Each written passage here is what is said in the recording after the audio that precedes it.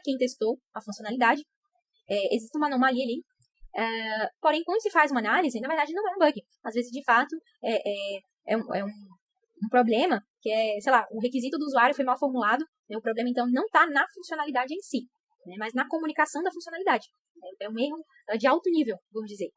Mas não é um bug que o desenvolvedor vai corrigir naquele momento. Então, é algo que pode vir, por exemplo, como uma tarefa futura, uma correção futura, né? Após a validação do requisito pelo cliente. Ou até mesmo quando a gente fala de um falso positivo. A gente acha que é um bug, mas a gente descobre que é uma condição ambiental. Sei lá, o ambiente caiu, o deploy deu problema, né? Sei lá, o servidor deu problema e aí caiu o teste. E aí eu acabei falhando achando que era um bug, mas não era um bug. Então, podem existir várias situações assim, tá, gente? Que a gente tem que ter o detalhismo de analisar a situação. E existem algumas considerações aqui importantes com relação a essa parte de bugs. Primeiro, os processos, eles se adequam ao que o seu time e o seu produto precisam. Então, aqui só reforçando, isso já foi dito, nada é batido no martelo ali na pedra, gente, porque tem que ser acordado entre todo mundo tem que entender o processo definido. O time, ele precisa estar de acordo, precisa entender o fluxo do rastreamento dos defeitos, tá? Não adianta a gente ter um processo que só os QAs entendem como os defeitos são rastreados. Lembre-se que isso é uma métrica de alinhamento entre os próprios desenvolvedores também. Os defeitos, eles podem e devem ser rastreados em qualquer momento do ciclo de vida do processo de software. Então, gente, não é porque a gente achou um bug hoje que não tem nada a ver com o requisito que o desenvolvedor está feito, que a gente não tem que reportar. A gente tem que reportar. Agora, o tratamento desse defeito que vai ser feito de forma diferente. Certo? O reporte do defeito tem alguns objetivos ali embutidos, né? Primeiro, o reporte ele vai prover às partes interessadas informações a respeito do evento anômalo, de forma a tentar isolar, reproduzir, corrigir o problema ou até mesmo potenciar o problema. Então, quando a gente acha um defeito, a gente precisa fornecer o máximo de informações possíveis para que as partes interessadas possam reproduzir esse problema. E até dizer, não, realmente está tendo um problema aqui. Ou quando o desenvolvedor precisa tentar reproduzir o erro para depurar o problema, também é importante que o reporte seja bem feito. Um outro objetivo é que um reporte ele provê meios para rastrear a qualidade do produto e o impacto deste nas atividades de testes e retestes. Então, quando a gente fala novamente de métricas de qualidade, um reporte de defeitos é importantíssimo. Tá? Se a gente quiser fazer um reporte de gestão, né, dizer ali quantos bugs foram encontrados no ano ou na sprint, ou com base em uma funcionalidade específica do produto, ou quantas bugs foram encontrados em produção esse ano ou ano passado com relação a determinados tipos de teste, a gente pode adquirir determinadas métricas, tá, com base nos reportes. E claro, gente, quanto mais defeitos sendo reportados, mais isso impacta nas atividades de testes, porque mais a gente tem que fazer análise do reporte, mais tempo a gente tem que coletar evidências, e mais tempo a gente tem que gastar para retestar esses bugs corrigidos. E tem um outro ponto também, que os reportes eles provêm ideias para melhorar o processo de desenvolvimento e testes. Então, pode ser que alguma funcionalidade esteja dando muito problema e que seja interessante uma refatoração de código ou até mesmo uma lógica diferente para tratar aquela situação, certo? Para que os bugs sejam minimizados, vamos dizer.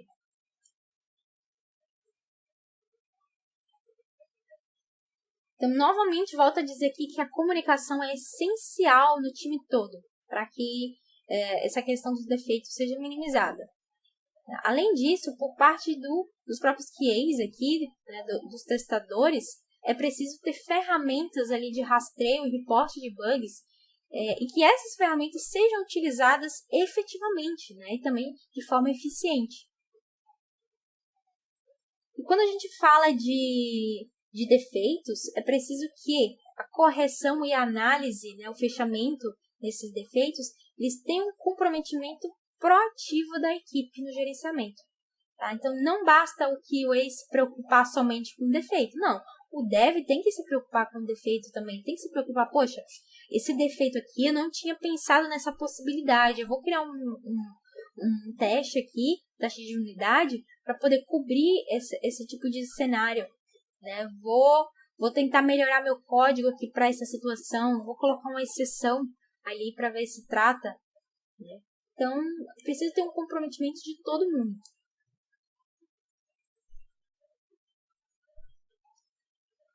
E do ponto de vista do reporte, como normalmente é feito esse reporte? A partir de informações específicas, né, que a gente provê. Quais são essas informações? Isso pode variar também.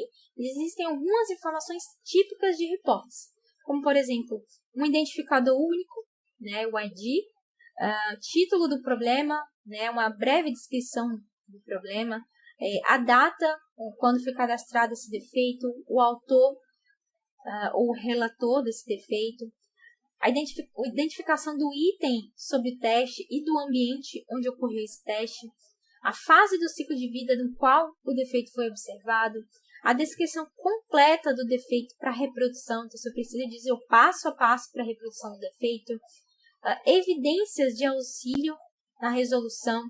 Então, é muito interessante quando os QAs ajudam os devs a fazer a resolução do defeito a partir de logs, dump de banco de dados, se for possível, tá? Depende muito da empresa. Screenshots, vídeos, conversando ali pessoalmente, faz um teste dirigido ali com o dev para tentar entender junto com ele. Então, todo esse acompanhamento que a gente faz é importante também, certo? Ali no reporte a gente também tem que botar ali o resultado esperado, não basta dizer, tem um erro aqui, tem que dizer, tá, tem um erro aqui, isso daqui é o que está acontecendo e isso aqui é o que deveria acontecer.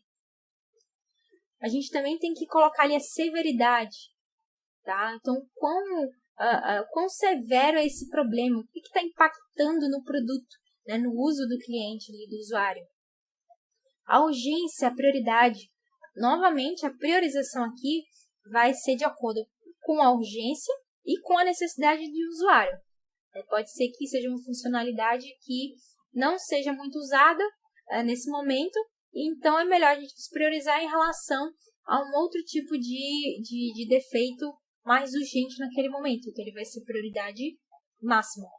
Né? O estado do defeito, né, aqui já é relacionado ao ciclo de vida do bug, conclusões, sugestões. Então, a gente também pode, além das informações ali de reprodução, de resultado esperado, dizer alguma sugestão, né, para correção, dizer, pode ser feito dessa forma, pode fazer isso aí, tenta essa abordagem aqui.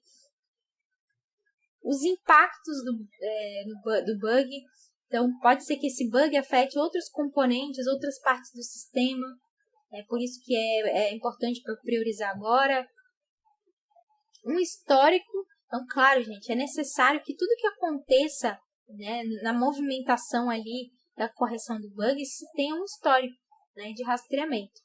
E a referência do teste. Então, é importante também que a gente coloque lá no reporte qual foi o cenário de teste, test case, o ID do test case utilizado, ou até mesmo a suíte de testes onde se encontra aquele caso de teste.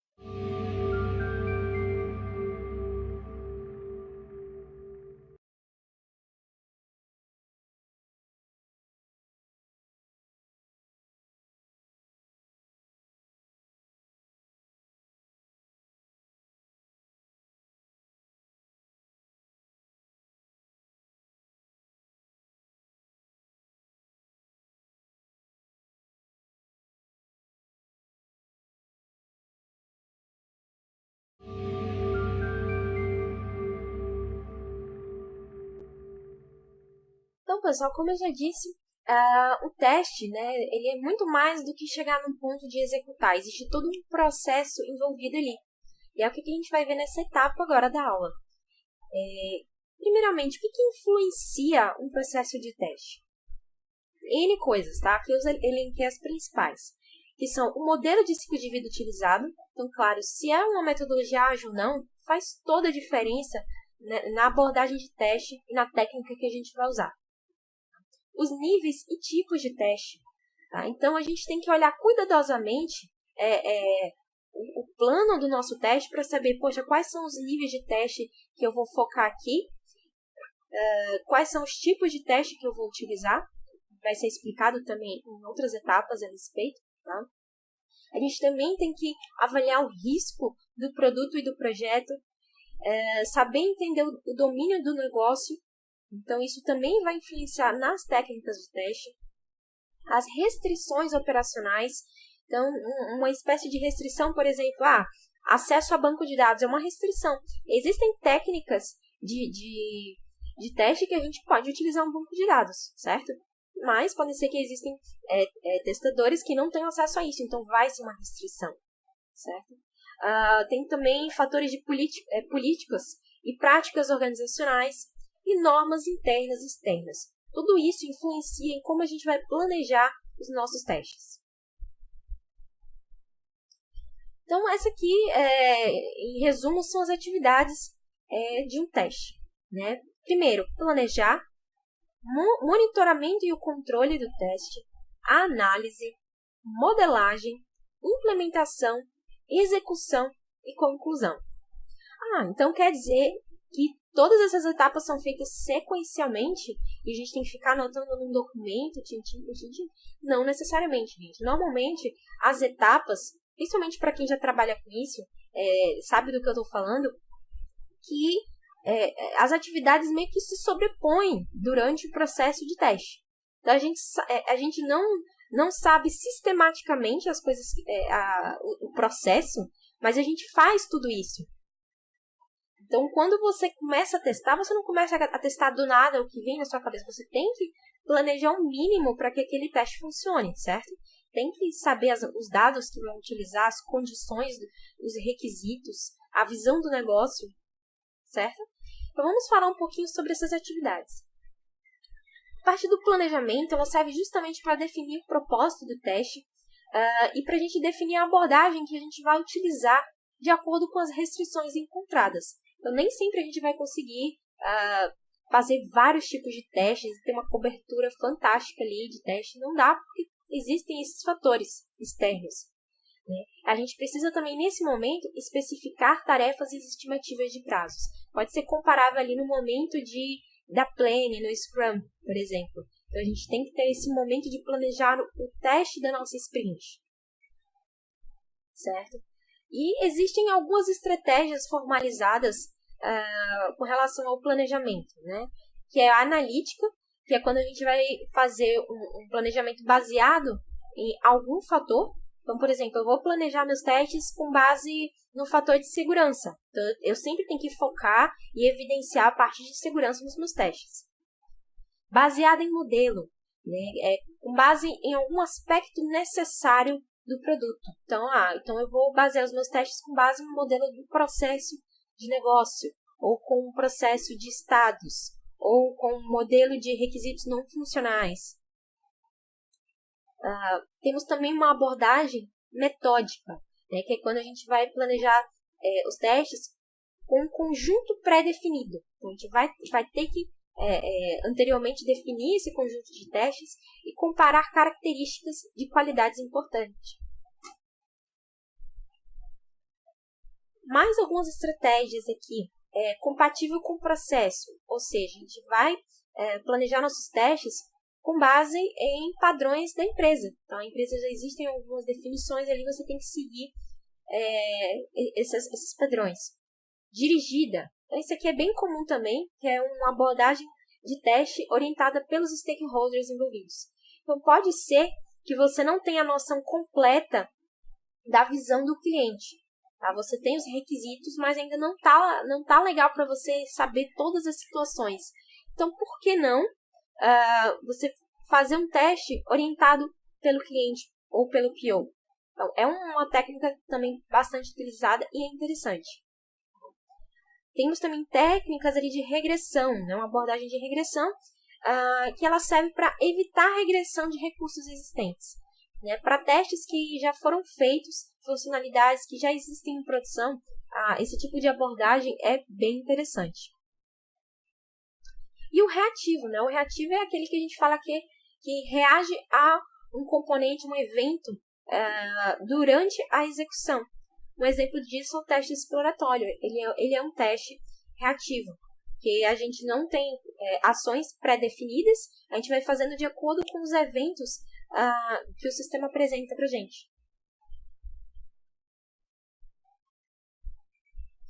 Então, na etapa agora do monitoramento e controle de teste, nós temos uma comparação contínua, né, do progresso real com o plano de teste. Então, a gente sabe que a gente fez nosso planejamento e a gente tem uma saída esperada, né? Então, qual é essa saída esperada? O dano. Então, a gente sabe que aquele teste foi feito, aquela funcionalidade está ok, finalmente está de acordo com o que foi esperado. Essa é a nossa métrica de progresso, certo? E para a gente ter uma visualização, normalmente utiliza-se ali relatórios de progresso. Em metodologias ágeis, normalmente a gente tem relatórios gerais do time que nos ajudam a ter essa visão, tanto do ponto de vista de tempo gasto, né, quanto do tempo de vista de tarefas feitas, bugs corrigidos, certo? Temos aqui a análise do teste. Então, quando nós temos uma base de teste, a gente precisa ter uma base para começar de algum lugar, certo? Então, a base do teste ela é analisada para a gente saber o que testar de acordo com critérios pré-estabelecidos.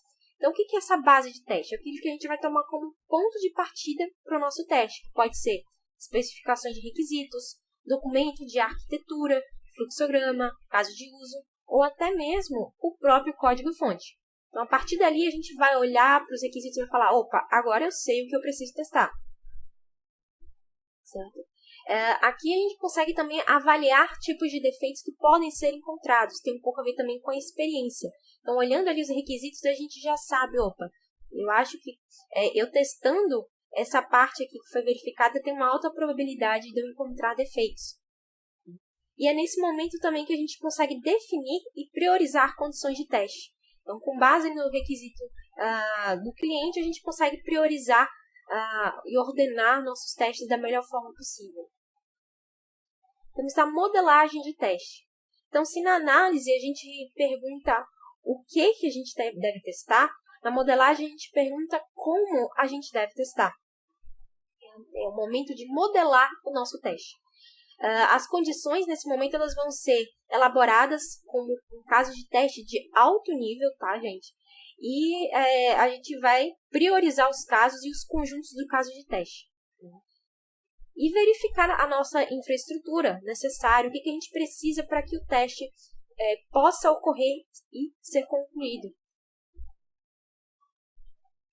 Temos agora, finalmente, a parte da implementação. Então, após a gente modelar um teste, a gente vai conseguir implementar esse teste, de fato, que é desenvolver e priorizar os procedimentos de teste, né? A ação e a reação do que a gente tem que fazer naquele momento. E, possivelmente, é nesse momento que a gente faz também os scripts automatizados. E, para isso, a gente cria suítes de teste de acordo com domínios pré-estabelecidos. A gente tem que pensar bastante ali na organização lógica dos nossos conjuntos de teste e da execução, né, de uma execução eficiente. Então, a gente tem que pensar não só nos cenários, mas na sequência dos cenários que vão ser testados e como eles podem se organizar da melhor forma. Certo? E também a gente tem que, claro, preparar os dados que vão ser utilizados do nosso teste. Muitas pessoas falam da ideia de massa de dados, certo? E após a implementação do teste, finalmente vamos poder executar os testes. Temos em posse dos dados de entrada, temos posse ali do script que a gente vai seguir para executar o teste, então nós podemos executar. Então, a gente vai executar conforme aquilo que foi planejado, seja ela de forma manual, seja de forma automatizada, e a gente consegue comparar resultados reais obtidos com os resultados esperados. E então, analisar as anomalias encontradas para estabelecer prováveis causas e reportar aos desenvolvedores. Além, claro, de analisar, a gente precisa registrar a partir de evidências e futuramente, após a correção, fazer o reteste. E, claro, após a execução, a gente tem a conclusão do teste. Então, na conclusão do teste, a gente coleta dados de atividades já concluídas, revisando e consolidando a experiência. Normalmente, é nesse momento que a gente cria um relatório de resumo de teste para mostrar para a equipe, para o gestor, né? Faz ali no momento de review e arquiva todos os documentos gerados, os produtos gerados e as evidências encontradas. É nesse momento também que a gente tem uma análise da maturidade do nosso processo de teste.